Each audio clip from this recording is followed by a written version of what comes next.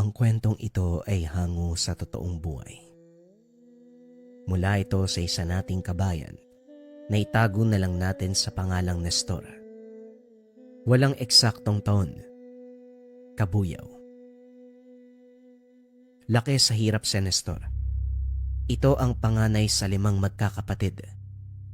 Labandera ang ina, samantalang batuga naman ang ama.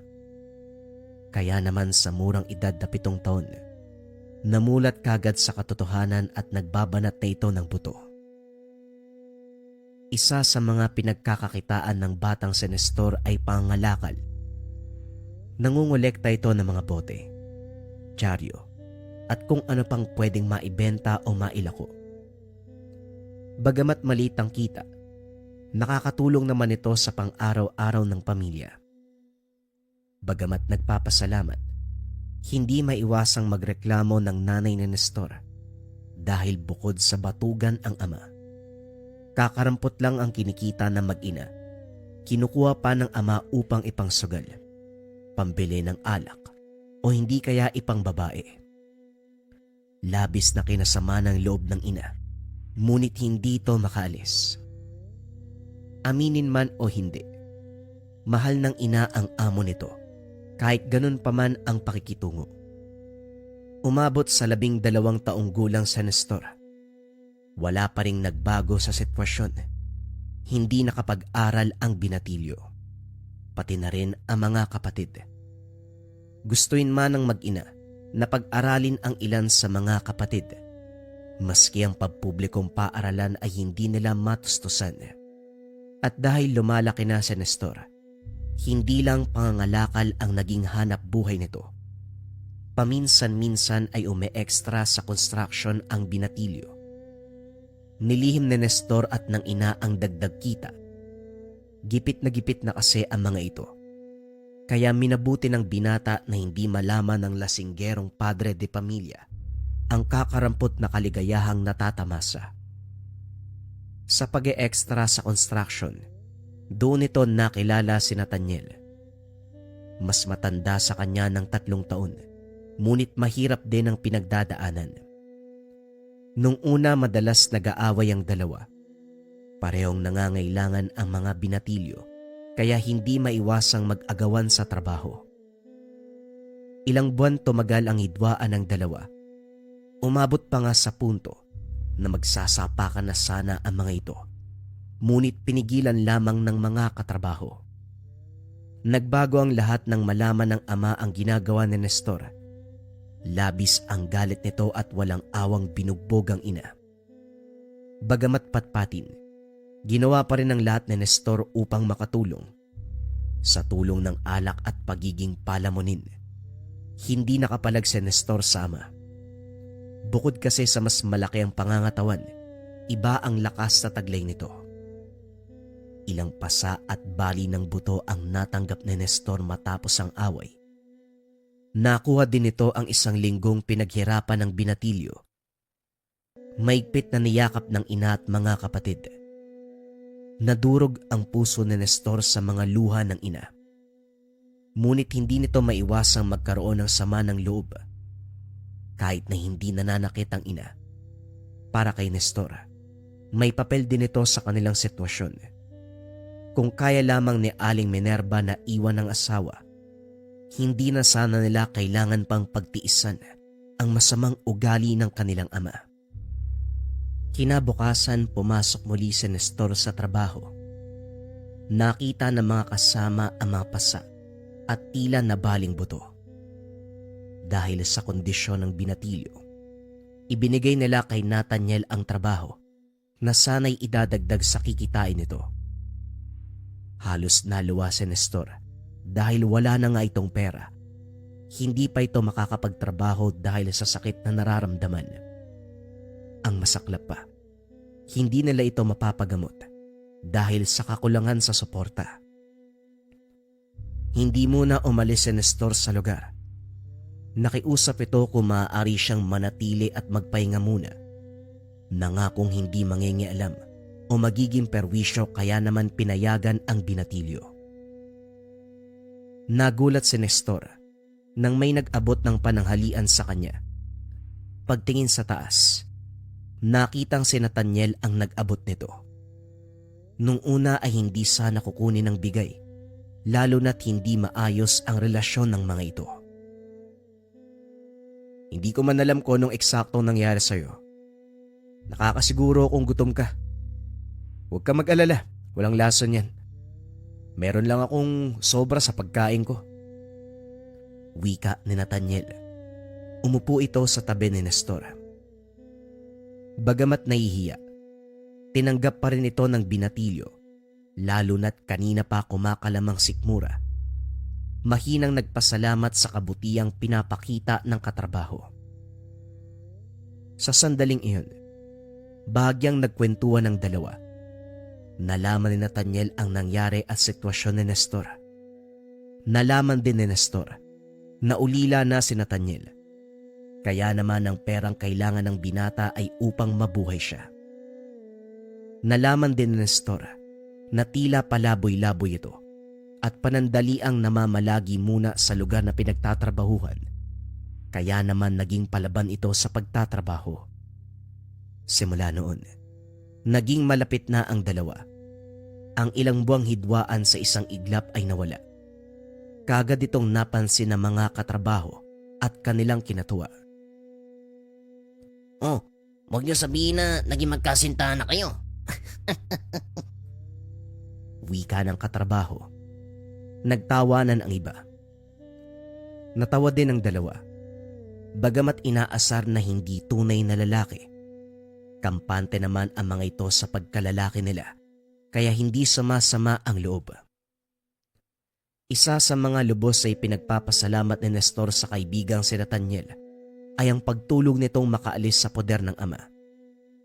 Pinagplanuhan ng dalawa ang lahat. Buong tiwala ni Nestor ibinigay ang kinikita nito kay Nathaniel. Hindi naman sinira ng binata ang tiwalang ibinigay, kaya kalaunan nagkaroon ng sapat na pera upang makalayo. Dala-dala ang 4 na kapatid at ang ina. Naglakas loob ang 2 binata na palihim na dali ng mga gamit at lumuwas sa lugar na walang makakakilala sa kanila. Sa probinsya nakapag-aral ng maayos ang mga kapatid. Nagpatuloy sa paglalabada ang ina. Nakahanap din ng ibang trabaho si Nestor at Nathaniel. Naging maayos naman ang pamumuhay ng pamilya sa tulong ni Nathaniel. Lumipas ang ilang taon, hindi pa rin natinag ang samahan ng dalawa. Nagkaroon ng kanya-kanyang kasintahan. Si Nestor ay nagkaroon ng asawa at kalaunan ay nabiyayaan ng anak. Habang si Nathaniel naman ay may kasintahan, wala pang balak magpamilya ang dalawa dahil mas bata ang babae. Nais nitong magkaroon muna ng magandang trabaho bago magpakasal. Narespeto naman ni Nathaniel ang hiling ng kasintahan. Labis itong hinangaan ni Nestor. Isang araw, may lumabas na balita na may mga dayuhang pupunta sa kanilang lugar. Nag-aalok ito ng trabaho sa mga lalaking malalakas ang katawan. Napakalaki ng sweldong inaalok. 60,000 sa loob ng isang linggo, Nathaniel. Parang hindi totoo yung sinasabi mo. Oo nga kahit ako hindi makapaniwala sa alok. Pero ang sabi, ang mga matatanggap daw ay bibigyan kagad ng kalahati bilang paunang bayad. At kapag natapos ang isang linggo, doon palang ibibigay yung susunod na kalahati. Kahit na 30,000 kagad, hindi ka nalugi dun ah. Ano kayang trabaho yan? Pagmimina daw Ang kaso, 6 lang ang matatanggap. Wala naman siguro mawawala kung susubukan natin, di ba? Kung hindi matatanggap, edi ayos lang. At least sinubukan natin. Sumang-ayon si Nestor sa payo ng kaibigan. Hinanda ng dalawa ang papeles at pumunta sa lugar. Tila nalula ang dalawa sa haba ng pila. Kahit madaling araw pa lang ay libo-libo ang nagbabakasakaling matanggap. Bagyang nainaan ng loob si Nestor. Sa dami ba ng mga aplikante, tila imposibleng mapansin sila.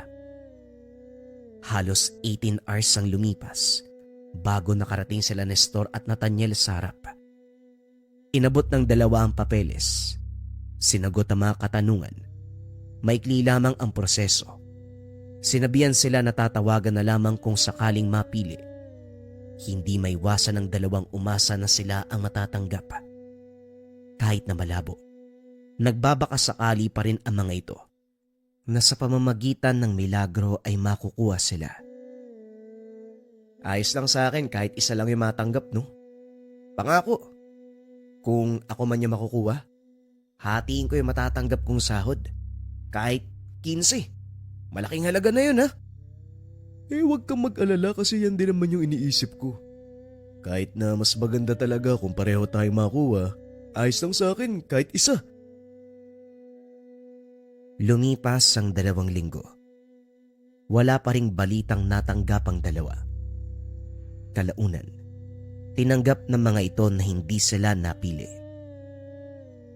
Nagpatuloy na lang sa kani-kanilang trabaho ang dalawa. Isang hapon habang papauwi, nagulat si Nestor nang salubungin ito ng anak. Tuwang-tuwa at kitang-kita rin sa mukha ng asawa ang kasiyahan. May hawak itong papel at kagad pinakita kay Nestor. Napatalon sa tuwa, kagad niyakap ang pamilya. Nagmamadaling lumabas si Nestor upang puntahan ang kaibigan.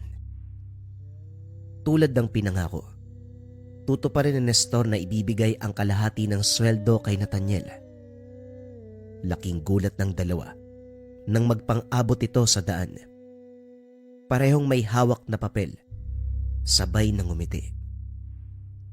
Nagkaroon ng maliit na pagdiriwang ang dalawa, kasama ang pamilya at kasintahan ng mga ito. Lumipas ang 1 linggo. Tapos na silang mag-ensayo. Mabigyan ng kagamitan.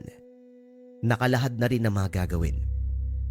Binigyan naman sila ng pinuno, ang magsisilbing leader ng grupo na siyang nakakaalam ng lahat ng dapat at hindi dapat gawin. Nagsimula ng maglakbay ang grupo. 7 sila kasama ang leader. Napansin ni Nestor at Nathaniel na tila may pagkakahawig ang 6 na napili. Pare-parehong kayumanggi ang balat. Matipuno ang pangangatawan at halos magkakapantay ang taas. Napaisip ang mga ito na maaaring yon ang kwalifikasyon na hinahanap ng mga dayuhan.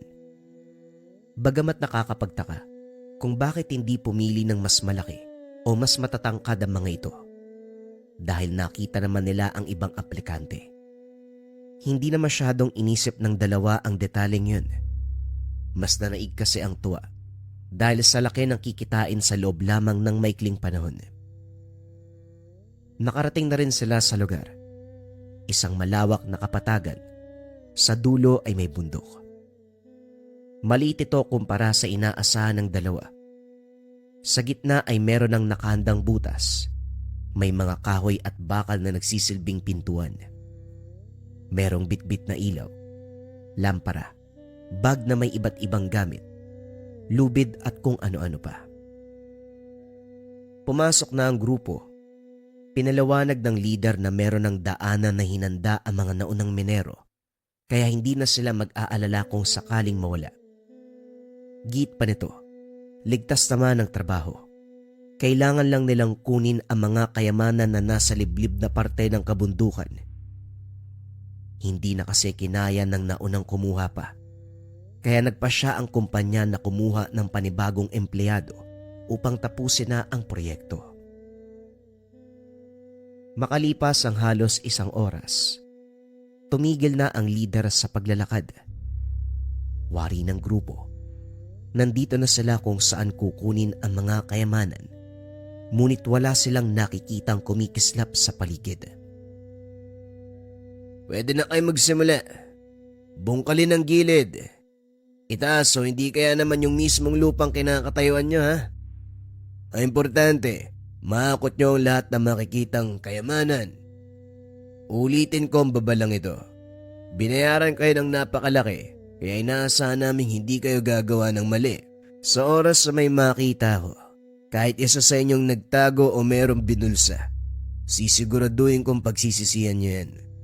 Naintindihan nyo ba? Babala ng leader. Tumango naman ng lahat at nagsimula ng magtrabaho. Ilang oras ang lumipas bago may nakatagpo ng kayamanan. Wika ng leader, ayos lang naman ito. Normal na matagal ang paghahanap, lalo na't nakatago talaga ang mga ito. Kalaunan ay isa-isa nang nakahanap ng bato. Konti na lamang ay mapupuno na nila ang isang sako na siyang ikinatuwa naman ng leader. Kapag umapaw na ang sakong yan, pwede na tayong umuwi. Bukas naman uli. Katulad ng inaasahan, napuno din nila ang sako. Nagligpit na ang grupo at lumabas sa kuweba. Alauna ng madaling araw nang makabalik si Nestor sa pamilya. Pinaliwanag nito sa asawa ang nangyari at kung ano ang itsura ng lugar. 4:00 pa lang ay naligo na si Nestor. Kahit kulang sa tulog, kumikilos pa rin ito lalo na't 1 linggo lang naman ang trabaho. Nagkita muli sila ni Nathaniel kasama ang leader at ang grupo. Bumalik sila sa kuweba upang ipagpatuloy ang trabaho. Pagdating sa lugar, labis ang pagtataka ng grupo. Maraming palatanda ang ginawa ang mga ito at maayos naman ang senso nila ng direksyon. Kaya nakakasiguro ang grupo na tila napalitan ng daanan. Bagamat nagtataka, nagpatuloy pa rin sila. Tulad kahapon, ilang oras muli bago nakatagpo ang grupo ng unang diamante. Ilang oras pa ang nakalipas bago napuno ang sako. Biglang natigilan ng grupo ng yumanig ang lupa. Labis kinabahan ng mga ito at tinignan ng leader. Nagalit pa ang mga ito nang makitang kumaripas ng takbo ang taong tutulong dapat sa kanila. Bagamat madilim, maraming batong nahuhulog at lupang nabibitak. Ginawa ng grupo ang lahat ng makakaya upang makaalis ng mabilis. Sa kasamaang palad, tuluyan silang naligaw at hindi na nahanap pa ang lagusan. At ang pinakamasaklap, naiwan ng mga ito ang mga gamit sa kakamadali. Tila sumarado at napalibutan ng lupa ang 6 na minero. Bitbit lamang ang lampara. Mismong mga kamay ang ginamit upang subukang gumawa ng daan palabas. Oh, daan-daan lang, Nestor. Baka lalo tayong makulong dito eh. Hindi mo ba naririnig yung lupa? Kailangan nating makaalis dito kaagad habang tumatagal. Mas bumababa ang tsansa natin. Wika ni Nestor habang binabaon ang mga kamay sa lupa. Kumalma ka nga muna. Sa mga ganitong sitwasyon, importanteng kalmado tayo para makapag-isip ng maayos. Para hindi tayo gumawa ng mga desisyon na pagsisisihan natin. Ginawa naman ni Nestor ang payo ng kaibigan. Huminto at tuminga ng malalim. Matapos ang ilang sandali, naghanap muli ito ng pwestong susubukang bungkalin. Lumipas ang ilang minuto, wala pa ring nagbabago sa sitwasyon ng grupo. Paubos na ang gaas sa lampara, kaya minabuti na lang patayin muna ang 5 upang sa oras na maubos na ang isa, meron pang reserba. Ilang sandali pa, naririnig ng isa't isa ang kalam ng sikmura. Nanatiling positibo si Nathaniel. Sa palagay nito, babalikan sila ng leader. Natatagalan lamang dahil maaaring nahirapan na kumuha ng katuwang at maliligtas sila. Huwag ka na magpauto, Nathaniel. Nakita mo ba yung reaksyon ng leader kanina? Parang nabag yung buntot kumaripas ng takbo. Tingin mo, babalik pa talaga yung ganong klase ng tao? Sumang-ayon naman sa kanya ang iba pang minero. Huwag naman tayong manghusga ng kapwa natin, Nestor. Lalo ka na. Tayong dalawa nga mismo. Ilang buwan tayong magkaaway tapos hindi natin inasahan na magiging matalik pala tayong magkaibigan. Huwag nating husgahan ng leader. Magdasal tayo. Manampalataya na magiging maayos din ang lahat. Hindi na nakipagsagutan pa si Nestor. Wari nito, maaaring gutom lamang ang dahilan kung bakit iritable sila. Narinig nito ang mga bulungan ng ilang minero. Lahat sila, kung ano-ano na ang sinasabi sa sarili. Habang tumatagal, mas tumitindi ang gutom na nararamdaman. Uhaw, pagod, at unti-unti nang nahihirapan sa paghinga. Ang pinakamasaklap, meron ng ilan na naihi na siyang naging dahilan ng pagbaho ng amoy. Nang mga panong iyon, gulong-gulo ang isipan ni Nestor. Naalala na lamang nito ang pamilyang naiwan kung sakaling hindi na makakabalik. May pumatak na kaunting luha sa pisngi ni Nestor. Kagad itong tinapik ng kaibigan. Hinaplos ang likuran. Tila sinasabing magiging maayos din ang lahat. Hindi na alam ng grupo kung ilang oras na ang lumipas. Ngunit dahil iisa na lamang ang lampara, siguradong hindi na ito magtatagal pa. Nagtayuan ng grupo para sa kanila. Hindi na babalik ang leader. Kapag nakita ko yung lalangin yun, ako mismo yung papatay sa kanya. Tama ka. Pagbabayarin natin yung kumpanya na nag-iwan sa atin dito. Wika na mga kasama. Tahimik lang si Nestor at Nathaniel. Ginawa nila ang makakaya. Ngunit kahit anong hukay, hindi pa rin matagpuan ang lagusan. Nagdudugo. May mga pasana ang kamay nila. Bagamat masakit, hindi ito naging sapat upang tumigil ang grupo. Mas nakakatakot kasi na unti-unti silang mamatay sa gutom o kaya tuluyang mawalan ng hangin sa isang madilim at liblib na kuweba. Naging motibasyon nila ang pamilyang may iwan kung sakaling hindi na makakabalik. Walang-wala ang sakit na mga kamay kung ikakasawi nila ang pananatili dito. Dumilim na ang paligid. Tila ilang minuto na lang ay tuluyan ng mawawalan ng langis ang lampara. Dahil sa galit, gutom at takot. Hindi maiwasang mag-away ng iba. Dahil sa hidwaan, nasipa ng isa ang lampara. Kaya naman dumilim ang buong paligid. Akala ni Nestor, dito na matatapos ang lahat. Hindi niya inasahan na ang umagang iyon na lang pala ang huling beses na makikita ang pamilya. Nawala sa malalim na pag-iisip ang grupo nang biglang lumiwanag ang kapaligiran. Akala nila na numbalik ang apoy sa lampara. Kaso nga lang, isang uri ng nilalang ang nakita. May binti ng tao, pero ang ulo ay mula sa kabayo. Malaginto ang napakahabang buhok. Ang mga mata nito ang siyang pinagmumulan ng liwanag. Takot na takot ang lahat dahil ito ang unang beses na nakakita sila ng ganitong uri ng nilalang. Makinig kayong maigi.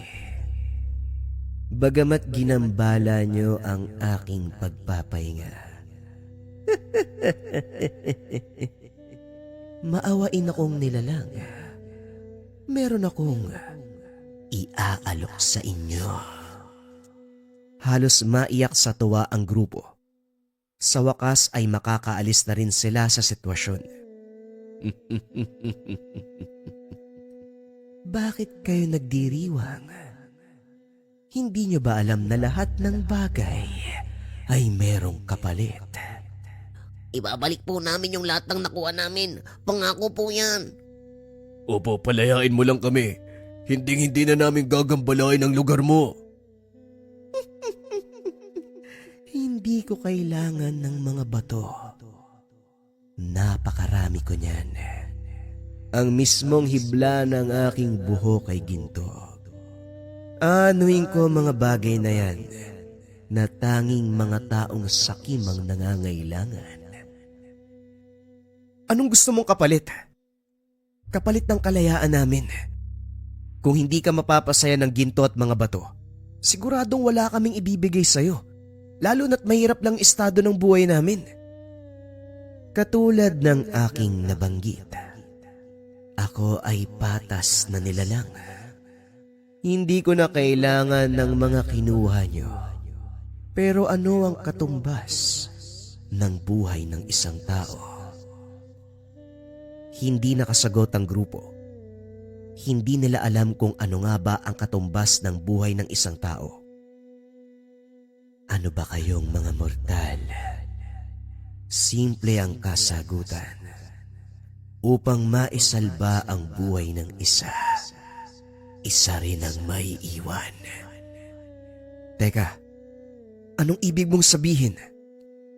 Katumbas ng kalayaan ng isa sa inyo ay kamatayan ng isa pa. Sa madaling salita, 3 lamang ang makakaalis dito ng buhay. Bakit hindi na lang lahat palayain mo? Bakit kailangan pa mamatay ang ilan sa amin? oo nga naman, makapangyarihan kang nilalang. Paalisin mo na kami. Ang gintong buhok ng tikbalang ay unti-unting nagbago. Umitim ang buong anyo ng nilalang. Bagamat purong itim, nakikita pa rin ito dahil napapalibutan ng matingkad na pulang aura. Ang kaninang gintong mga mata, napalitan ng pula, nanlilisik at galit na galit. Anong karapatan niyong magreklamo? Hindi marunong tumanaw ng utang na loob. Sinira niyo ang aking tahanan. Ninakaw niyo ang aking mga gamit. Matapos ko kayong patawarin at bigyan ng pagkakataong makalaya, ito pa ang ikaganti niyo. Ilang segundo lang ang ibibigay ko upang kayo ay magpasya. Kapag natapos at hindi pa rin namatay ang 3 sa inyo, lahat kayo ay kukunin ko. Naglaho sa hangin ang nilalang. Bagamat wala ito sa harapan, ramdam na ramdam ng 6 ang presensya nito. Madilim, ngunit nasisinagan sila ng pulang ilaw. Kahit hindi malinaw, sapat ito upang makita nila ang mga pangyayari. Hindi inaasahan ni Nestor na masasaksiyan niya ang kayang gawin ng mga desperadong tao. Gutom, uhaw, pagod, takot. Nag-away-away ang 4 na kasama. Kumuha ng iba't ibang gamit upang patayin ang isa't isa. Napansin ni Nathaniel na tila tumitibok ang paligid. Napagtanto na senyales na ito ng bilang. Pagkamatay ng isa sa mga minero. Ganyan nga. Makakalaya ka na. Sa isang iglap, naglaho ang minerong nakapatay ng isa. Nakita ng 2 ang pangyayari, kaya't lalong naging agresibo ang mga kasama. Duguan ang mata ng isa, habang ang isa ay hindi na makatayo. Bagamat nalamangan ang nalumpo, hindi ito tumigil at lumalaban pa rin kahit dehado na. Kumuha ng napakalaking bato ang nabulagan ng isang mata. Kahit sobrang bigat, nagawa itong buhatin ng lalaki, kaso nga lang natapilok siya, dahilan upang sa kanya mismo malaglag ang bato na siyang ikinamatay. Tumayo si Nathaniel upang tapusin sana ang buhay ng lumpo. Kitang-kita na naghihingalo na at hindi na ito makakalaban. At para mailigtas silang 2 ni Nestor, hindi inasahan ni Nestor na ang kalmado at mabuting kaibigan ay nakaisip ng ganitong bagay. Laya ka na rin. Hindi naabutan ni Nathaniel ang kasama. Nagkatitigan na lamang sila ni Nestor at Nathaniel. Titig na titig si Nathaniel sa kanya. Bagamat malalim ang pagkakaibigan, hindi maiwasan ni Nestor na matakot sa pangyayari. Kaagad itong tumayo at tila nagabula ng 2. Kaagad kumuha si Nathaniel ng matalas na bato, sinundan ng kaibigan. Bakit ka tumatakbo, Nestor? Tapusin na natin to! Hindi mapigilan ni Nestor ang maluwa. Kalaunan ay tumigil na si Nestor sa pagtakbo. Hinarap nito ang kaibigan. Hinanda ang sarili. Huwag ka mag-alala, kaibigan. Hindi mo to kasalanan. Huwag mo sanang kalimutan na kahit anong mangyari, itinuring kita bilang pamilya. Wika ni Nestor. Ano bang sinasabi mo dyan? Bilisan mo na. Ilang segundo na lang ang natitira. Hindi maintindihan ni Nestor ang pangyayari. Inabot ni Nathaniel sa kanya ang bato. Pakiusap, bilisan mo na. Ikaw ang dapat mabuhay. Patayin mo na ako. Naiyak na lamang si Nestor. Sinigurado na isang hampas lang sa ulo ang kailangan. Ayaw ng kaibigang makitang mahirapan ito. Matapos ang isang napakalakas na lagapok, nakahandusay na si Nathaniel, naliligo sa sariling dugo. Niyakap ni Nestor ng napakaigpit ang katawan ng kaibigan. Ang taong tumulong, itinuring siyang pamilya. Sa kamay niya mismo namatay. Hindi matanggap ni Nestor na ganun-ganun na lamang. Hindi na nito makakasama muli ang kaibigan. Ang lahat ng alaala ay maiiwan na lamang sa nakaraan. Habang nagluluksa, napatingin si Nestor sa itaas ng masinaga ng ilaw. Bisa nyo, natagpuan na namin sila. Wika ng leader. Natulala si Nestor. Tulad nga ng sinabi ng kaibigan, manampalataya at magtiwala lamang silang babalik ang leader. Napatitig na lamang ang leader kay Nestor habang yakap-yakap nito ang katawan ng kaibigan. Pasensya na kayo at natagalan. Nag-ingat kami dahil baka lalong gumuho ang lupa at matabunan kayo. Hindi makaimik si Nestor sa mga pangyayari. Patay na ang kaibigan. Ilang linggong tulala. Hindi makapaniwala at nagsisisi. Kung nag-antay pa sana sila, mabubuhay pa ang kaibigan. Bagamat nagbigay ng babala ang tikbalang, hindi naman sila sigurado kung totoo ba ang mga narinig at kung totoo ba napapatayin sila. Ngunit isang katanungan din ang naiiwan sa isip ni Nestor. Maaaring ang tikbalang din ang gumawa ng paraan upang siya ay matagpuan doon sa loob ng kuweba. Kaso nga lang lahat ng ito ay magsisilbing tanong na lamang. Habang buhay niyang tinanaw ang sakripisyo ng kaibigan, inayos ang sariling buhay. Inalagaan ang pamilya bilang pagbibigay ng respeto sa ginawa nitong sakripisyo. Nang minsan silang naging minero sa lugar ng tikbalang. Ang susunod na kwento ay marathon, mga kabayan. Ito ay mula sa dati nating istorya. Huwag na nating patagalin pa. Simulan na ang marathon. Ang kwentong ito ay hango sa totoong buhay. Mula ito sa isa nating kabayan na itago na lang natin sa pangalang Selmo. Taong 1981, probinsya ng Maguindanao. Wala nang nagawa si Selmo nang mabalitaan ang nangyari sa kasamahan sa trabaho. Natagpo ang nakahandusay sa gitna ng plantasyon. Ang sabi ng karamihan, inaswang dahil may narinig na ingay mula sa nilalang bago mangyari ang insidente. Sinabihan ko na siya na wag nang lumabas kaso hindi nakinig eh. Lasing. Kung alam ko na ganito ang kahinatnan, sana pala sinamahan kong magwala sa labas. Bakit ba kasi hindi ko narinig yung sigaw niyan? Nung sinalakay siya wala eh. Malapit lang sa kubo pero wala talagang ingay. Imposible naman na hindi yan sumigaw habang inaatake. Ang matandang kasama sa trabaho na malagi sa kubo ng taniman, maging ito ay nagtataka sa mga kaganapan. Si Mang Juan na mismo ang kumausap sa nag-imbestigang pulis. Pagkatapos mailigpit ang bangkay, wala nang katanungan ang mga otoridad. Nagsibalik ang lahat sa trabaho.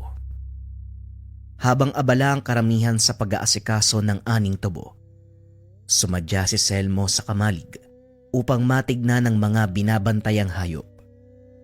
Unang napansin ang isang baboy na hindi maperme. Palakad-lakad. Binabangga ang ulo sa pader. Tumigil din ang sitay niya. Sinuri ang buong paligid. Wala namang kahina-hinala. Ito ang naisip na gawin dahil nitong nakaraang araw napansin ang pag-aaligid ng isang matanda sa lugar. Naninigurado lang kapag may nangyaring masama sa mga alaga, siya na nagbabantay ang mananagot. Pagkatapos mapakain ng lahat, binalikan ng pansin ang baboy kanina. Binabangga pa rin ang ulo sa pader pero hindi na gaanong kalakasan. Uy, Dikdik! Ano bang nangyayari sa'yo? May problema ba? May masakit ba? Ang lakas mo pa kahapon Tapos ngayon nagwawala ka ng gusto. Tinawag niya na si Mang Juan. Kagabi pa yan sa Elmo Hindi ko nga alam kung anong iniinda ng baboy na yan. Sinuri ko na pero wala namang diferensya sa katawan. Pinalam ko na kay bossing ang tungkol dito. Maghihintay pa tayo ng araw ng pagbabalik. Semana Santa, kaya doon muna mamamalagi sa probinsya ng asawa niya. Huwag mo masyadong isipin. Ganito talaga kapag may alaga. Darating ang punto na magkakasakit yan. Tumango na lamang si Selmo. Sumama sa matanda para tumulong sa paghahakot ng mga aning tubo. Habang nagtatrabaho, napansin niya ang nagwawalang aso sa dulo. Nagsitakbuhan na mga kasamahan upang maiwasang makagat. Tahol ng tahol. Naglalaway at sa bawat taong makita ay hinahabol. Sa puntong ito ay biglang nahinto ang lahat ng gawain sa taniman. Oy Berto, wag mo nang patuin. Hayaan mo na, baka lalo magwala yan Madedehado ka pa. Kayo dyan, tumakbo na kayo. Magsialisa na kayo. Sinubukan nilang pigilan ang aso subalit hindi kayang awatin. Nagwawala ng husto. Inararo ang mga pananim sa kabilang sakahan. Maging ang mga aning tubo ay nagulo din. Lahat ng mga trabahador ay nagtungo ng kubo. Hindi maaabot ng mabangis na aso dahil mataas ang bakod. Dumarami ang nagwawalang hayop ngayon Nung isang linggo may nakita ako dun sa kabilang sityo. Nung isang araw meron din tapos ngayon naman. Nagkakatotoo yata yung sa kasulatan Yung tagpo na pumapasok sa mga baboy yung espiritu ng demonyo. Ganun yata nangyayari sa mga hayop dito. Kung sa bagay, sino ba naman na nakakaalam sa mga kaganapan ng mundo? Walang makakahula sa mga mangyayari kaya posible ang sinabi mo. Pedro, isa pa. Kasagsagan ng Semana Santa. Patay ang ating Diyos. Kinakabahan ako. May pinapabantayan ding mga hayop ang mga amo natin. Paano kaya kapag nagwala din ng ganyan yung mga baboy? Maging si Selmo na nakikinig ay kinilabutan ng wala sa oras. Ang ibang trabahador, nagpaalam na uuwi na lamang kaysa makipagsapalaran sa aso na naroon pa rin sa taniman. Pinayagan na ni Mang Juan dahil maging ito ay hindi na nais pang bumalik doon.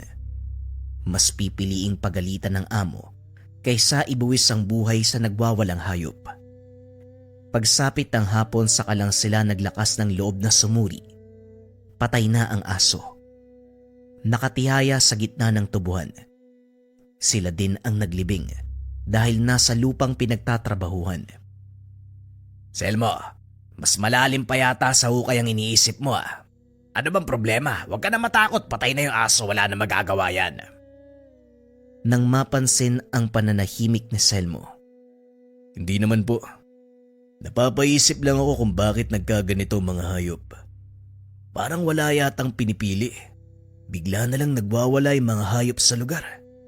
Hindi pa nga natin ay pagluluksa yung kasama nating namatay. May bago na namang problema. Sa sinabi niya, napaisip si Mang Juan.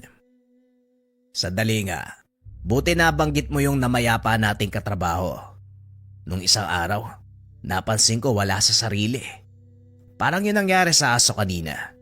Sinunggaban pa nga ako Tignan mo, nadaplesa ng kutsilyo nung inambahan ako. Hindi ko masyadong inisip kasi matagal nang kakilala. Pagpasensya na lang, kako baka may pinagdadaanan din yung tao. Bumalik naman siya sa wisyo. Kahapon umaga pa lang naglalasing na. Tapos bago dumilim nagwawala uli eh. Sinabihan ko wag lumabas pero hindi nagpapigil. Magdamag ako nagintay hanggang sa natagpuan na wala na palang buhay. Mang Juan, bakit hindi mo sinabi yan sa pulis kanina? Makakatulong yung mga impormasyon na yan para makita nila yung salarin. Selmo, hindi ko detalyadong sinabi ang lahat kasi pakiramdam ko may mali eh. Ilang taon na kami magkasama dito sa tubuan ni Bigoy. Nauna pa nga siya kaysa sayo. Mabait ang batang yon. Nahiyangang humindi sa mga utos kahit pagod na pagod. Ay nako, may mali ako nakita sa nangyari. Hindi ko lang mailagay sa salita. Hindi magawang kumontra ni Selmo sa matanda. Kilala niya ang pagkatao nito. Lahat ng kutob ay nagkakatotoo. Siya rin naman hindi matanggap na basta na lamang namatay ang dating kasama. Ang pinalabas ay inatake sa puso. Ngunit iba ang hinala niya. Nung nilapitan ang katawan kanina, may samyo ng nilalang. Hindi man ganon katindi, pero mararamdaman ng bakas. Alam kong iba ang hinuwa mo, Selmo. Kilala kita, bata. Antingero at albularyo ang pinagmulan mong angkan. Naniniwala ako nananalaytay sa ugat mo ang galing sa pagkilatis kung ang bangkay ay pinatay ng ordinaryong tao o ng ibang nilalang. Tama ba ako? Gulat na napatingin si Selmo sa matanda. Hindi inasahan na maririnig ito sa kanya. Sa katunayan, tama si Mang Juan tungkol sa kanyang pinanggalingang angkan. Pero matagal nang pumanaw ang mga ninunong antingero at albularyo. Siya na lamang ang naiwan na piniling ilihim ang pagkatao kanino man. Hindi rin matandaan kung kailan ito aksidenteng nabanggit. Paano niyo po nalaman ang tungkol dito? Wala naman ako nasabi ah.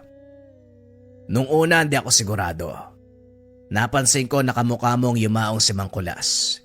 Hindi ko pinuna kasi baka nagkataon lang at wala kang kinalaman sa matandang antingero. Nang tumagal nakita ko ang tangan mong medalyon eh. Ganyan ang tinanga ng matanda noon na pumuksa sa maraming aswang na dumarayo sa iba't ibang bahagi ng lugar. Hindi ako pwedeng magkamali. Hindi mo rin naman itatanggi, di ba? Tama ako. Hindi nakasagot si Telmo. Si Mang Juan ay humarap sa mga kakarating lang na pulis upang magsagawa ng karagdagang katanungan tungkol sa pagkamatay ng kasamahan. Pagdating ng tahanan habang nagpapahinga sa bakuran, napansin ni Selmo ang takbuhan ng mga dumaraan. Dali-daling napatayo upang maiwasang mabangga ng mga kalalakian saan-saan sila tumatakbo. Nawakan niya ang isa, tinigil niya upang makausap. Ito naman kumakaila. Naku, andyan na yung asong baliw. Ito na mismo ang nagsara ng pintuan. Nakita ni Selmo ang asong duman. Walang pinagkaiba sa aso doon sa taniman. Wala sa sarili, basta na lamang humahabol. Dumediretso sa mga kabayan. Lahat ng mga tao ay nagtatago. Kuya, malaki naman yung katawan mo. Baka meron kang magawa para tulungan kami Uwi pa kasi kami ng mga barkada ko sa kabilang bayan eh. Dumaan lang kami dito tapos may ganyang aso, baliw. Naisip na rin ito ni Selmo. Nag-aantay lang ng tamang tiyempo para mabilis ang paghuli. Dali-dali siyang kumuha ng patalim at sa sandaling lumabas. Dumirekta sa kinakatayuan ng aso at saka walang pagdadalawang isip na tinaga. Paulit-ulit hanggang sa umandusay. Lumapit din ang isang kapitbahay. Hinampas ang ulo gamit ang dalang kahoy. Animal, saan ba galing yung asog to? Dumarami yung nababaliw na hayop ngayon Ganito ba talaga kasama ang paligid? Kahit ang mga hayop, nawawala na sa wisyo. Sinuri ni Selmo ang katawan ng aso. Meron siyang kakaibang naaamoy. Sa katunayan, itim na enerhiya ang nararamdaman sa loob ng nilalang. Sige na, Selmo. Kami nang bahalang magligpit dito.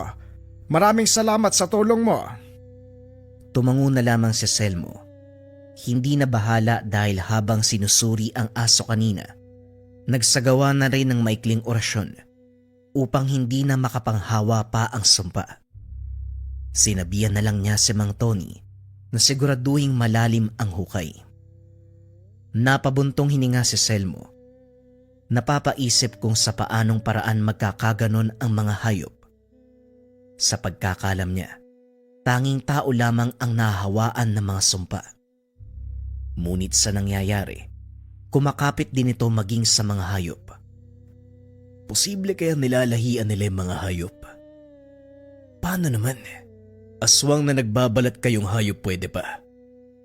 Pero yung yayang gawin ng hayop, parang ang hirap isipin eh. Patuloy na naguguluhan sa takbo ng pangyayari. Nagkipit balikat na lamang. Paglipas ng ilang oras, muling nabulabog ang pagpapahinga nang marinig ang sigawan mula sa labas. Pagdungaw ng bintana, isang malaking baboy ramo ang nagwawala sa mga kabayan. Naroon si Mang Tony at iba pang kalalakian na sinisikap pigilan ang nilalang. Pero sa laki at lakas, hindi magawang lapitan. Nangangamba para sa sariling kaligtasan. May ilang tumilapon pagkatapos banggain. May isa pang napayaw dahil sa lakas ng kagat. Kumilos si Selmo. Habang papalapit ay palihim na nagkakarga ng orasyon. Nakita niya kung paanong unti-unting bumagal ang kilos ng baboy ramo. Hindi nagtagal ay humandusay at nangisay. Dito na nagsilapitan ang mga kalalakian. Paulit-ulit na hinambalos ang hayop. Ano ba tong nangyayari sa lugar natin? Kung ano-ano na lang yung sumusugod, mamaya hindi na lang hayop yung sumalakay dito eh. Kahit ako natatakot na eh. Maliliit pa yung anak ko, paano kung mabiktima sila? Mamaya pasukin yung bahay namin eh. Tayo-tayo lang ang magkakasangga dito. Malayo ang kabilang sityo. Kung ano man ang kaganapan, magtulungan na lang tayo. Nakikiusap ako. Sana makisa ang lahat para sa kaligtasan natin.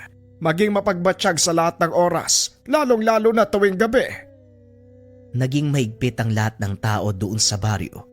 May mga kalalakihan din na patuloy na nag-iikot sa lugar. Patuloy naman na nag-iisip si Selmo. Hindi mapakali sa kaganapan. Sumapit na lang ang umaga, walang nakuwang sagot sa mga katanungan. Pagdating ng taniman, pinatawag siya ni Mang Juan para pag-usapan ang gagawin sa baboy. Nagwala ito kagabi. Naging mas mabangis. Maging ang ibang alagang hayop ay nadamay. Kinagat ng kinagat hanggang sa mamatay. Kung hindi ako nakarating kaagad, malamang ubos na ang lahat ng baboy natin. Walang matitira. Tumawag na ako kay Bossing. Walang maisagot, nangihinayang eh. Ito pa naman yung pinagkakakitaan niya. Yung nagwawalang hayop nasaan na? Nalibing niyo po ba? Hindi pa nalilibing eh. Wala ako ibang kasama. Nagpaalam yung mga katrabaho natin na hindi muna papasok eh. Kaya hindi ko natapos yung paglilibing, nanakit yung katawan ko, kakahila.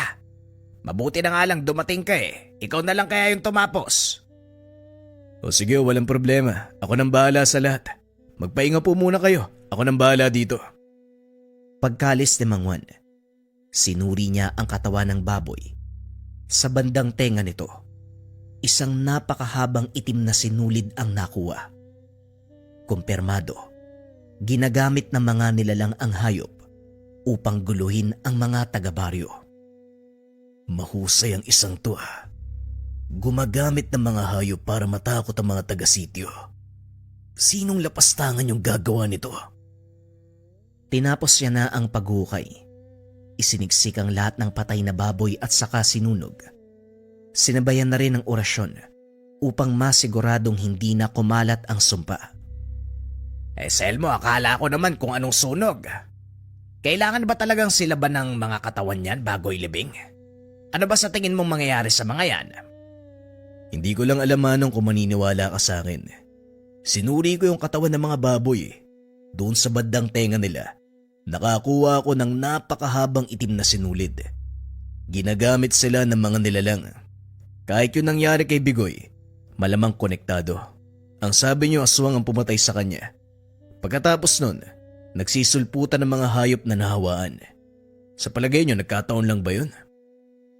Maging si Mang Juan ay napaisip sa sinabi niya. Pareho silang natahimik habang pinagtatagpi-tagpi ang kaganapan. Kalaunan ay nagpalitan ng ideya. Kung si Bigoy lang ang pag-uusapan, masasabi kong malihim ang batang yon. May mga pagkakataon pa na umalis siya, tapos may kinikwentong babae. Hindi ko alam kung kasintahan ba o ano eh. Kinutuban ako, sa tuwing uuwi yun, talagang ang sangsang ng amoy. Ang sakit sa ilong. Sino po ba yung babae? Kakilala nyo po ba? Saang lugar nakatira? Yon ang hindi ako sigurado, pero sa pagkakatanda ko, doon sila banda sa sapa nagkikita eh. Ano ba gagawin mo? Nagsama ang dalawa papunta doon sa sapa. Sinuri ang paligid. Naghahanap ng bakas sa makakapagturo kung anong klaseng babae ang kinikita ng yumaong kasama. Hindi nagtagal. May nakita silang babae sa hindi kalayuan. Kaharap nito ang isang ligaw na aso. Tinatawlan ng tinatawlan hanggang sa bigla na lamang kumalma ang aso. Lumapit sa kanya. Kitang-kita nila na may kung anong nilalagay mula sa tenga nito. Nang pakawalan ay biglang nangisay. Pagkalipas ng ilang sandali ay biglang bumangon. Naging mas mabangis. Nagsimulang tumakbo. Binabangga ang bawat mararaanan. Kahoy man o nagkukumpulang mga bato. Binalikan nila ng pansin ng babae. Kumaripas na ito ng takbo pagkatapos silang makita. Dali-daling sinundan, pero ang aso ang nakita sa bandang unahan. Naagaw ang kanilang pansin dito at napalaban. Diyos ko, alam na natin ang dahilan kung bakit nagkakaganito ang mga hayop. Sikapin mong mahuli ang babaeng yun, Selmo. Patayin mo kagad. Hindi kagad makaalis si Selmo dahil hindi sila pinapalampas ng aso. Ilang beses pang natumba. Kagad nagkarga ng orasyon. Kaso nga lang nakagat si Mang Juan. Humandusay ang nilalang matapos tamaan ng binatong tigalpo ng binata. Parang naaalala ko na, Selmo. Doon sa kabilang ilog. Yung nag-iisang kubo doon sa lugar. Subukan mong puntahan. Malamang naroon ang babae. Tumango lamang si Selmo. Inuna munang gamutin ang sugatang braso ng matanda. Masyadong malalim ang sugat. Nangihina at namumutla ito. Unahin mo na yung babae, Selmo. Kaya ko na ang sarili ko. Kung hindi ka pakikilos, malamang may gagawin na namang kasama ng demonyong yon. Huwag muna kayo magsalita, Manong. Pupuntahan ko rin ang babaeng yun. Tatapusin ko lang yung panggagamot ko sa'yo. Kailangan maagapan dahil malalim ang sugat. Ilang sandali pa natapos na ang gamutan. Inantay muna ni Selmo na umayos ang pakiramdam ng matanda bago iniwanan. Pagsapit ng gabi, hinanda ang sarili para sa gagawing pagtugis. Bitbit lamang niya ang itak na bigay ni Mang Juan. Tiwala sa sarili at sa tangan. Bukod sa mga ito ay wala ng ibang kargada. Pinuntahan niya ang sinabing ilog.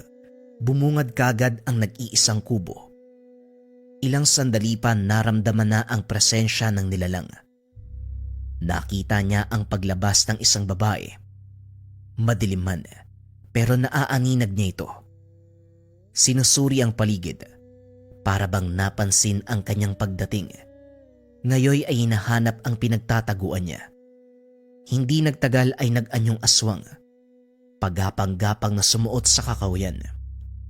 Nasa bandang unahan niya lang si Selmo, pero hindi niya nakikita ang binata. Bumalik ito sa anyong tao. Bumalik sa tahanan.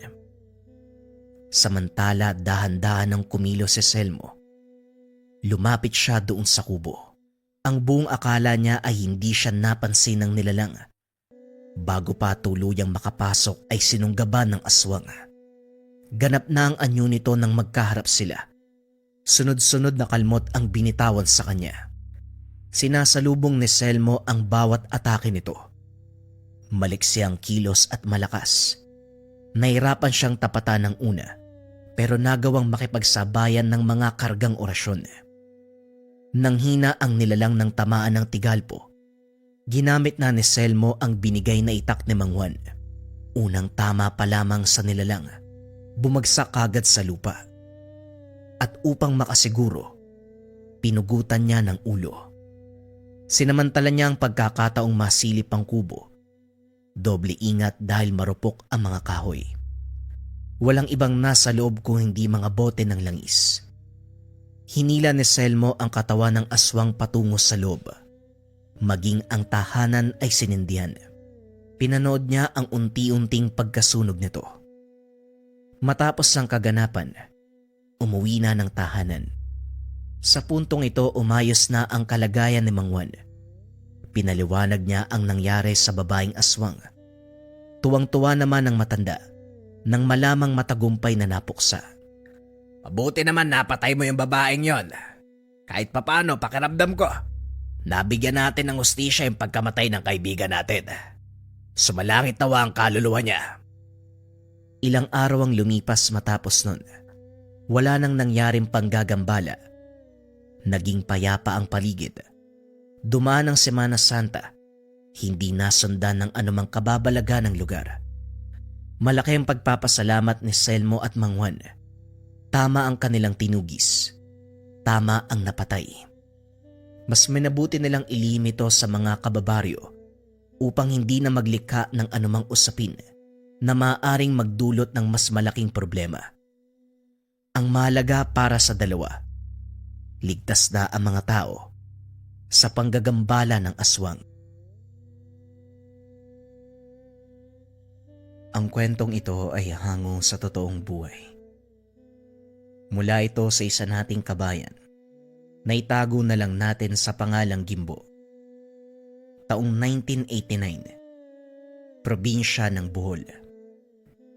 Hindi mapakali si Giler habang pabalik-balik ng lakad sa harapan ng pintuan. 10 oras na ng gabi pero wala pa ang kapatid na si Gimbo. Hindi naman ito ang unang pagkakataon dahil sa lahat ng lakad ay matagal nakakauwi. Hindi ito ang kinabahala dahil ang mas kinakatakutan ay ang pakikipagsapalaran ni Gimbo sa mga nilalang katulad ng aswang. Sa katunayan, isa siyang antingero na tinutugis ang bawat halimaw na mababalitaan, nasa lugar man o karatig bayan. Matagal na itong ginagawa. Lihim nung una dahil walang ideya si Giler. Nalaman na lang nung minsang nasaksihan ang inkwentro. Hindi kasi nagpaalam kung saan lugar pupunta eh. Sana nasundo kita. Pag uwi mo marami ka na namang pasa. Kuya kasi, kung makasaba ka sa laban, akala mo pusa ka na maraming buhay eh. Napapalakas ang pagkamot sa ulo sa inis. Ilang sandali pa. Sinalubong ang kapatid ng matanaw sa labas. Oh, anong oras nagising ka pa? Ilang beses ko bang sasabihin sa'yo? Mauna ka sa pagtulog. Walang oras yung pag-uwi ko eh. Mapupuyat ka na naman yan eh. May pasok ka pa bukas. Kuya, ako ka mong dapat magtanong. Anong oras na oh? Sandali nga, may sugat ka ba? Nagdurugo yung balikat mo oh. Akma sanang hahawiin ni Giler ang damit ng kapatid upang masuring mabuti ang bahaging iyon. Kaso nga lang mabilis itong umiwas. Wala akong sugat. Hindi sa akin galing ang dugo na to. Sa kalaban yan. Napaaway ako habang pauwi kaya natagalan eh. Ang hirap kasing itumba ng nilalang eh. Pero ayos din naman. Nailibing na. Yan ka na naman kuya eh. Sumasaba ka na naman sa mga nilalang na yan eh. Bakit ba kasi hindi ka nalang umiwas? Sa susunod mapapahama ka na dyan. Hindi natin alam kung kailan ka puprotektahan ng tangan mong bertud. Yung albularyo nga sa kabilang bayan. Yung matanda na namamatay sa inkwentro. Partida marami nang alam yun ha. Bago sinagot ni Gimbo ang katanungan ng kapatid, pumasok muna sila ng tahanan. Doon pinag-usapan ang mga bagay-bagay. Tama ka. Si mga pong ang nasawing albularyo sa nangyaring inkwentro nung nakaraang linggo. Ang sabi ng mga kapitbahay, matagal nang may umaligid sa tahanan ng matanda eh. Walang nakalam ng eksaktong oras, pati araw kung kailan naganap. Nakita nila yung albularyo na wala ng buhay. Nakatihaya pa sa paanan ng hagdan. Nangingitim ang katawan. Pugot ang ulo. Kung hindi napada ng isang magkakahoy, walang makakatuklas. Tignan mo na kuya. Alam ko naririndi ka sa akin pero hindi ako magsasawang magpaulit-ulit sa'yo. Mas malalim na yung kaalaman nun sa'yo oh. Ikaw pa kaya kuya, ilang taon ka pa lang oh. Baka naman pwede mo nang itigil yan. Kailangan ba talaga kapag meron kang bertud, kikilos ka para manugis ng aswang? Siguro naman pwedeng hindi. Natawa si Gimbo sa sinabi ng nakababatang kapatid. Matanda siya ng maygit 10 taon, pero parang si Giler ang panganay dahil sa inaakto. Pwede naman ang sinasabi mo. Pero madrama ang tungkulin ng mananugis eh. Hayaan mo. Aalagaan at ingatan ko mabuti ang sarili ko sa oras ng engkwentro. Walang mangyayaring masama sa kuya mo. Ako pa ba? Seryoso yung usapan natin, nagagawa pang maghambog. Ayos naman ako. Nakita na kitang nakauwi eh. May pagkain sa mesa. Pagtiyagaan mo na lang yung niluto ko, yun lang naman yung meron tayo eh. Mauna na ako sa pagtulog, baga pa yung pasok ko. Nagpunta ng kusina si Gimbo. Hindi para kumain, kundi para magtimpla ng kape at tumithit ng tabako. Magmula nang magkaroon ng tangan, madalang na lang makaramdam ng gutom. Palagi siyang nauuhaw, kung kaya't inumin ang nilalantakan. Hindi alak kung hindi tubig o kape. Bihira lang din antukin. Walang kapaguran. Kaya kahit sa gabi gumagawa ng mga bagay-bagay, depende sa maisip. Katulad ng pagkukumpuni ng mga sirang gamit. Minsan naman gumagawa ng bangko gamit ang kawayan. Walang nabubulabog kahit mag-ingay ng mag-ingay dahil nasa kalagitnaan ng malawak na palayan ang kanilang tahanan. Pagkatapos magkape, lumabas si Gimbo at tinanaw ang taniman. Maliwanag ang buwan ng mga sandaling iyon, kaya naaninag ang nasa paligid. Hindi nagtagal, anino ng tao ang nakita sa kalayuan. Kahit may distansya, sigurado sa nakikita dahil isa ito sa kakayahan ng tangan. Hinayaan lamang sa pag-aakalang lasing na ginabi sa daan. Madalas may nakakatulog na lasenggo sa palayan. Pero nang balikan ng tingin, hindi tao, kundi aswang. Walang pagdadalawang isip na kumaripas ng takbo. Hindi hinayaang makatakas ang nilalang. Hinabol ito hanggang sa maabutan. Bumungad ang takot ng nilalang nang maramdaman ang presensya ni Gimbo. Naaamoy ko pa ang dugo ng tao sa'yo. Yung dugo ng biniktima mo. Saang lugar ka ng biktima? Inihanda na ang panabas. Hindi sumagot ang nilalang. Salip nag-intay ng pagkakataong tumakas. Panay ang pag-atras nito habang nasa manunugis ang tingin. Binabantayan ang bawat galaw upang madaling makaiwas kung sakali. Kaso nga lang nabasa ni Gimbo ang ganitong kilos. Isang kurap lang. Lumatay sa katawan ng aswang ang talim ng panabas. Nag-iwan ng mahabang sugat mula sa mukha hanggang sa tiyan. Kamuntikan pang mahati ang katawan nito. Ang pangit ng laban ngayon. Hindi man lang ako pinagpawisan. Kaya ayoko nakikipagto sa ordinaryong aswang katulad ng isang to eh. Nakakawalang gana. Kinabukasan, maagang nagtungo sa pamilihan si Gimbo upang makabili ng kakailanganin sa bahay. Habang abala sa pagtitingin sa mga paninda, napansin niya ang pamilyar na presensya. Hindi pa ito nakikita pero nakilala na. Pagkatapos magbayad, dumiretso sa pag-uwi. Ilang sandali pa ay natigilan.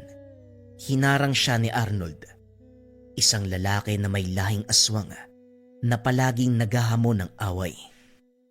Parang nagmamadali ka yatang umuwi ah. Halika dito. Magsubukan muna tayo. Papawis ba? Sa ibang araw na lang. Marami pa akong gagawin sa bahay ngayon eh. Pero bakit ba nagyayaya ka tuwing tarikang araw? Ayaw mo ba sa gabi? Pabor pa yun para sa'yo. Bakit naman kailangan sa gabi? Kung pwede namang gawin sa umaga.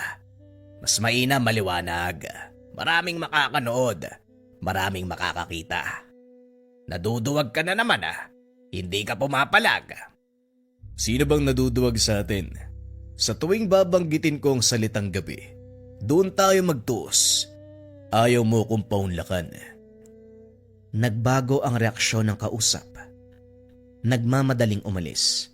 Nang makitang may grupo na magsasaka na papalapit sa kanilang kinalalagyan. Tumabi si Gimbo. Hinayaan ang mga ito na makadaan. Sumunod na rin siya. Nagmamadaling umuwi para maabutan ang kapatid. Kaso nga lang nakaalis na ito. Kagad ding kinutuban ng mapansin ang mga kalmot sa lamesang nasa bakuran. Bagong hulma lamang ito at noong nakaraang araw, siya mismo ang gumawa. Wala itong gasgas. Sinuri ng mabuti ang mga kalmot. Hindi gawa ng anumang patalim o matulis na kahoy o anumang bakal. Inamoy ang aroma. Samyo ng nilalang. Sira ulong Arnold. Dumaan pa talaga dito sa bahay para magkalat. Nagyayabang sa ganitong paraan, pero hindi naman kayang pumalag sa gabi.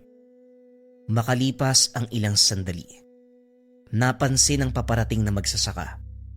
Kagad sinalubong dahil papalapit sa bahay. Kimbo, mabuti na abutan kita. Akala ko nakikigapas ka ng palay sa kabilang taniman yung kapatid mong si Giler, pinapasundo ng maestra na himatay. Dali-daling tumakbo si Gimbo papunta sa paaralan. Naabutan sa isang silid ng kapatid. Nakaiga at wala ng malay. Naroon ang mga guro. Nagbigay ng paunang lunas. Hinihilot ang kamay at noo. Magalang siyang bumati sa mga ito. Humingi ng permiso na iuuwi si Giler. Habang buhat-buhat ang kapatid, alam niya na merong nakasunod. Kahit malayo, nararamdaman ang presensya nito. Tumigil sa paglalakad si Gimbo. Sumilip sa likuran. Nakita niyang nasa likod ng puno si Arnold. Lumabas ito upang magpakita sa kanya. Ngumiti ng nakakaloko at kumaway.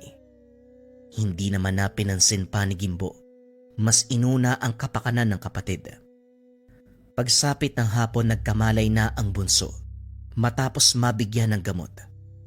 Batay sa pagsusuri ni Gimbo, tigal po sa hangin ang tumama sa kapatid upang mahilo at mawalan ng malay. Kuya, pasensya ka na. Pumunta ka pa sa paaralan.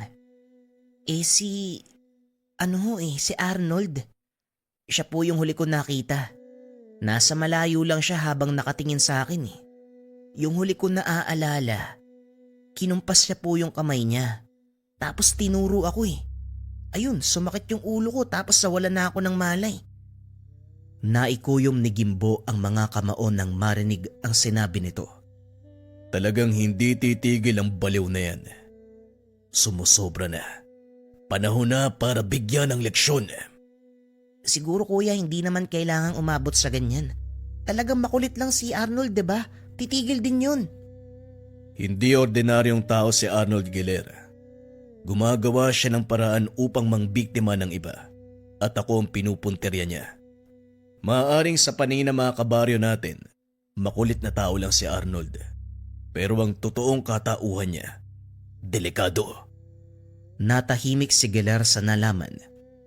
Buong akala normal na tao si Arnold na may ugaling mapang-asar at palaging naghahamon ng gulo. Lingid sa kalaman ng lahat, isa siyang nilalang na dapat katakutan.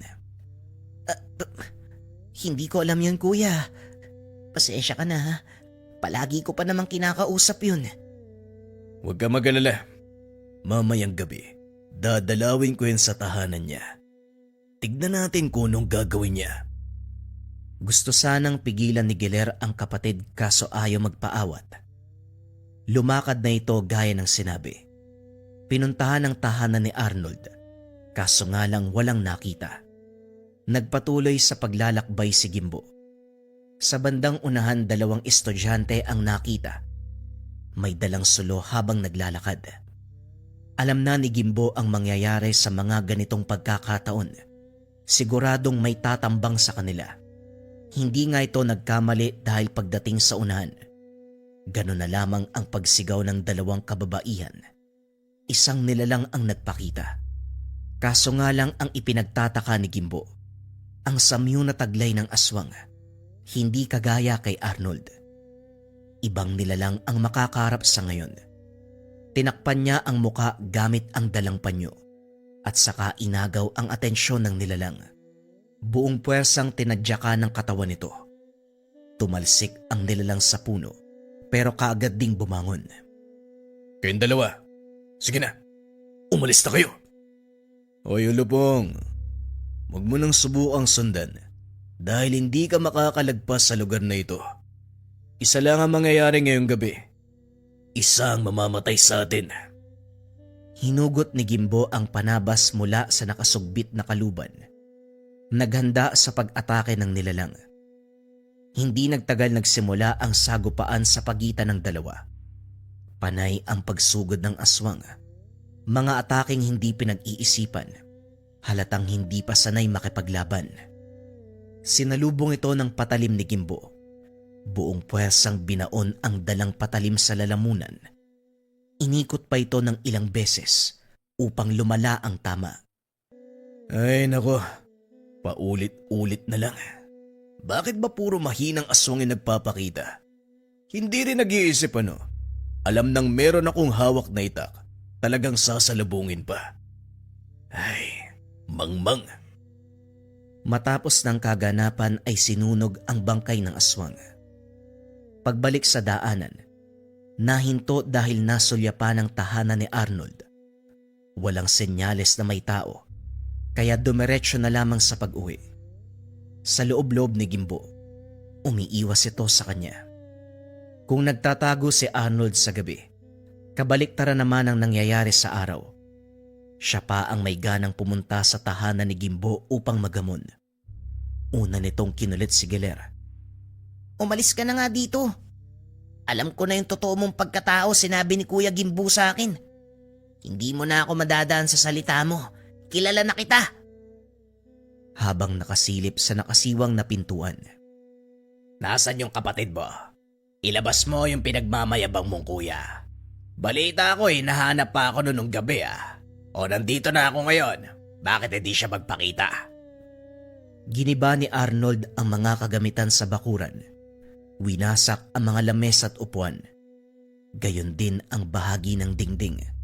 Natigil lang nang marinig ang sigaw ni Gimbo. Nakigapas lang ako sa kabilang taniman. Nanggugulo ka na rito. O nandito na ako. Anong kailangan mo? Inilapag ang kargang sako ng palay at saka hinugot ang panabas. Kagad namang umatras si Arnold pero ipinagpatuloy ang pangaasar. Hindi mo ako madadaan sa paninindak mo. O sige, simulan natin ang laban. Tirik na tirik ang araw. O ano? Wala kang gagawin ano? Yan ang gusto ko. Manigas ka sa Ines. Patuloy sa pagtawa habang dahan-dahang binabaybay ang daan palis ng lugar. Nasundan na lamang ng masamang tingin ni Gimbo.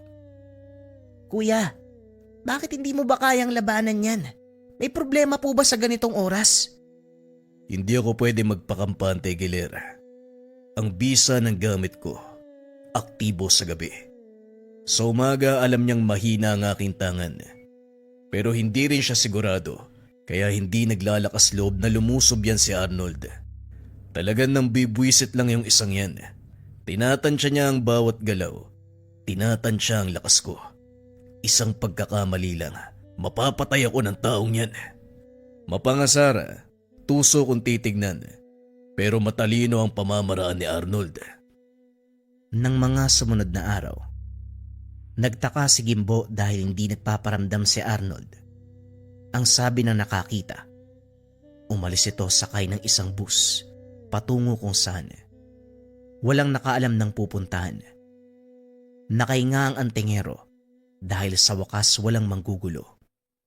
Naibuhos din ang buong oras at atensyon sa paggagapas ng palay. Sumasama siya sa mga magsasaka tuwing umaga at sa gabi. Nakikiramdam sa paligid. Rumeresponde sa mga taga-sityo. Nang mabalitaan ng kaganapan sa kabilang baryo, dali-daling pinunta ni Gimbo. Nalaman ang mga alagang kalabaw ng kakilala. Dinali ng nilalang. Sa bilang na 10, isa na lamang ang natira. Ang usap-usapan, isang estranghero ang umaaligid bago nangyari ang pambibiktima. Humingi ng abiso si Gimbo na matignan ang katawan ng mga hayop. Sa pagsusuri, naamoy niya ang samyo ng aswang. Hindi na gaanong malakas ang kapit. Swerteng naabutan bago mawala. Bakas din sa pamamaraang ginamit. Bagay na nakita na noon. Sa isip niya, nasa hanay ng lahi ni Arnold ang aswang na sumasalakay dahil sa paraan ng pagpatay. Gimbo, ano ang nakita mo sa katawan? Sana may ideya ka. May tiwala ko sa'yo. Iaasa ko ang pangyayaring ito. Diyos ko, pinaghirapan kong pag-ipunan para makabili ng maraming kalabaw, tapos mamamatay na lang ng ganito. Kumpirmado, Manong. Aswang ang dumali sa mga kalabaw mo. Huwag kayo mag-alala. Hahanap ako ng paraan para makatulong. Pagkatapos ng pag-uusap, nagpaalam si Gimbo. Bumalik sa tanimang ginagapas.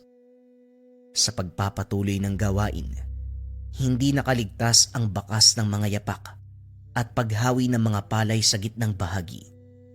Hapon na ng mga sandaling ito, nakauwi na ang mga kasamang magsasaka. Siya na lamang ang naiwan dahil may tinatapos. Walang ibang tao sa paligid. Nagkaroon ng pagkakataong suriin ang mga bakas. Mula sa lupa hanggang sa dahon ng mga palay, naaamoy ni Gimbo ang samyo ng aswang. Katulad ng kumapit sa katawan ng mga kalabaw. Napakunot ang noo na may naalalang kaparehong amoy. Upang masiguradong hinala, nagpagabi sa taniman, nagbabaka sakaling bumalik ang nilalang sa lugar. Sa kubo nakaabang habang nagmamasid sa paligid. Humigpit ang kapit sa dalang panabas. Ilang sandali ang lumipas. Naaninag sa unahan ang lalaki naglalakad. Masyadong maliwanag ang buwan kung kaya't nakilala kung sino ito. Ganun na lamang ang pagngiti ni Gimbo. Palim itong sinundan. Nakarating sa pinakadulo ng taniman kung saan nakapastol ang mga kalabaw. Pumwesto ang lalaki doon sa lugar. Nagpahid ng kung anong langis. Dahan-dahang nagpapalit ang anyo. Mula sa pagiging tao, tinubuan ng maraming balahibo, kasabay ng paghaba ng mga kuko at pagtulis ng mga ngipin. Kagad siyang sumunggab at kumalmot, kinagat sa leeg. Habang maigpit na nakaamba sa likuran, humiyaw ang hayop, dahan-dahang bumagsak. Ang natirang kalabaw ay hindi matigil sa pagwawala.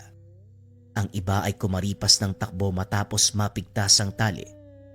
Akmang aatake sa naabutang hayop, pero natigilan nang tumama sa noo ang bato na hinagis ni Gimbo. Sa pagkakataong ito, naagaw ng manunugis ang atensyon ng nilalang. Umangil ng napakalakas. Naghanda na ito para sa pag-atake. Si Gimbo sa kabilang banda, nag-aantay na mauna ang nilalang. Hindi nagtagal nagtuos ang dalawa. Sa puntong ito, nakitaan kaagad ng pambihirang kakayahan ng aswang. Sobrang bilis ng kilos, maliksi. Hindi may pagkakaila ang taglay na lakas. Sumugod ito ng kalmot. Kumakagat din kapag nakakatsyempo. Ang mga kamay naman ay panay abot sa leeg ng antingero para sakalin. Sasakalin mo ko, kagaya ng ginagawa mo sa mga hayop. O sige, subukan mo. Sa pagpapatuloy ng laban, alam na ni Gimbo kung sino ang karap. Walang iba kung hindi si Arnold. Kahit hindi mo sabihin sa akin kung sino ka, nararamdaman ko, ikaw yan, Arnold. Akala ko umalis ka na sa baryo eh. Nandito ka lang pala sa ibang lugar. Palihim na ng bibiktima. Malas mo lang dahil nahuli kita. Buong puwersang itinulak ng aswang ang mananugis. Dahilan para pansamantalang makalayo. Malakas na angil ang pinakawalan. Muli siyang sinugod. Si Gimbo sa kabilang banda, aminado sa sarili na humanga sa bilis ng nilalang. Walang tigil sa pag-atake, kaya tanging pagsalag lamang ang nagawa. Bagyang nainis sa sitwasyon dahil lumipas na ang ilang sandali ay hindi pa rin nakabuelo. Panay ang pag-ilag dahil kung hindi iiwas ay titilapon. Nang mga sumunod na segundo, mas lalo pang nahirapan ng bilisan ng nilalang ang kilos. Ilang beses pang natumba dahil sa lakas nito. Natigil ang sandali ang sagupan. Tumigil si Gimbo. Nagabol ng hininga dahil sa pagod. Nang mga sandaling ito ay naging kampante ang nilalang. Bumalik sa anyong tao at nagsalita. Nandito na tayo, Gimbo. Nagkita tayo sa oras na gusto mo. Hindi na sana ako nag-ingat. Hindi ka naman pala ganun kalakas. Inantay ni Gimbo ang susunod na gagawin. Nang makitang kampante si Arnold, buong puwersang hinila ang itak. Hinataw sa binti ng nilalang. Umangil lang napakalakas si Arnold. Ininda ang napinsalang bahagi ng katawan. Kagaya ng inaasahan, Arnold. Masyado kang mabunganga. Kaya yan din ang naging kahinaan mo. Hindi sumagot si Arnold. Panay lamang ito sa pagdaing. Sinubukan pang tumakas. Dahan-dahang gumapang. Sa sobrang bagal ng pag-usad, nakuha pang humithit ng tabako ni Gimbo. Nang mapansing bagyang nakalayo, sinundan at hinila ang buhok. Pinayagan kitang gumapang, pero hindi ko sinabi na pwede kang lumayo. Hinampas niya ang ulo ni Arnold sa lupa at muling binalian upang hindi na makagalaw. Naupo sa malaking bato si Gimbo. Pinapanood ang paghihirap ni Arnold. Maawa ka, Gimbo. Hindi na ako manggugulo. Hindi na ako mambibiktima sa atin. Aalis na ako. Lilipat ako sa ibang lugar pakiusap. At sinong baliw na tao na papayagan kang mabuhay? Gayong alam ko na mambibiktima ka sa ibang lugar. Parang naging kasabot mo pa ako sa mga pambibiktima mo. Hindi pwede. Pasensya ka na, kaibigan. Pero kailangan mo nang mamatay. Sinaksak niya ang leg ng aswang. Ilang beses na pinaikot ang talim upang mas lumala ang pinsala. Pagkatapos nun, pinugutan ng ulo ang aswang. Sinunog ang buong katawan. Matapos ng kaganapan, dahil ang alam ng mga tao ay umalis na ito sa lugar, walang naganap kay Arnold. Si Gimbo sa kabilang banda, nagpatuloy sa buhay. Sa umaga abala sa paghahanap buhay at sa gabi, ginagampanan ang tungkulin sa sityo. Dito lamang aktibo ang kanyang tangan. Sa tuwing sasapit ang dilim, isa itong uri ng gamit na binigay ng mambabarang sa kanya. Isang uri ng kulay pulang bato. Galing man sa kaliwa ang nabigay na tangan, ginagamit niya naman ito para sa kabutihan. Ito ang pinanghawakan ni Gimbo nang iwanan sa kanya ng maestro ang tangan. Hindi niya sinundan ang yapak nito, na ginagamit ang kaalaman upang mamerwisyo sa ibang tao. Ginamit niya ang bertud ng pulang bato upang makatulong sa kapwa. Nung una mga kabayan, parang sobrang hirap maniwala patungkol dito sa bisa ng Gabay Medalyon. Etong suot-suot ko. Eto kasing Gabay Medalyon mga kabayan, ang bisa nito ay pampaswerte at gabay sa career, health, love life, and finance. Yung 4 na aspeto ng buhay.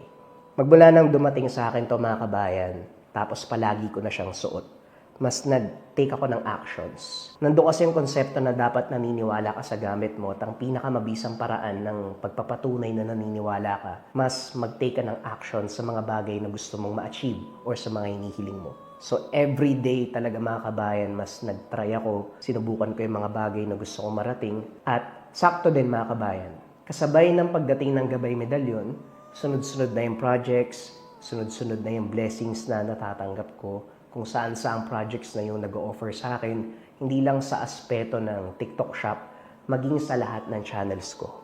At syempre, yung pinakamalagang aspeto mga kabayan, baliwala kasi yung dami ng projects mo or dami ng blessings kung hindi ka disiplinado.